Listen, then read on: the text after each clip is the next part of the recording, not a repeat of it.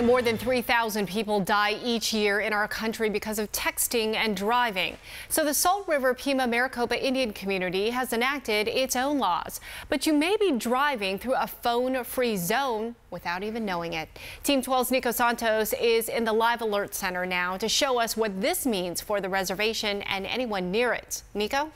Hey, Tram, that law, it's written pretty specifically, actually. You're not allowed to type letters, numbers, symbols, or even text, even if it's not for a text message. Basically, don't touch your phone unless you're using it to start or end a phone call. And drivers should know this. There are popular roads that take you into Salt River territory without you even knowing.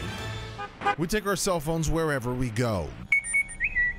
But behind the wheel, that can get dangerous. That's why the Young River People's Council of the Salt River Pima Maricopa Indian community passed a law to crack down on that. And people always texting while driving. And we got kids playing around here. We got the elderly people. We got people. It's a community. We're not just dirt. Jacob Wilford, a former council member, drafted the bill when he was 14. He says he saw people driving dangerously through his community to avoid traffic. Surrounded by 4 major cities: Tempe, Scottsdale, Mesa, and Fountain Hills. But just how deadly is it? And I think the whole nation should have a no texting while driving ordinance. The National Safety Council argues the data is inaccurate because drivers don't always admit it. What is clear is 40,000 people died in crashes last year, much of which NSC attributed to distracted driving. And perhaps sometimes the law isn't enough. It was passed April last year, but to give heads up, ADOT installed signs like this one over the last few weeks. Now that these signs are coming up, that people will actually see that it's recognized. What you need to know, you may be on the reservation without realizing it. The fastest route to Fountain Hills takes you through Salt River territory,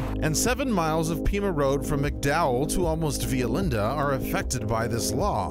So put your phone down. It's not only dangerous, it's against the law. I've asked police officers about this actually, if it works, and they said it did. We see people stopping on the side of the road to text and driving now. Well, certainly sounds like the better alternative. If you're caught by Salt River police texting and driving, the fine for the first time, $50. You'll have to shell out $100 each time after that. Nico Santos, 12 News.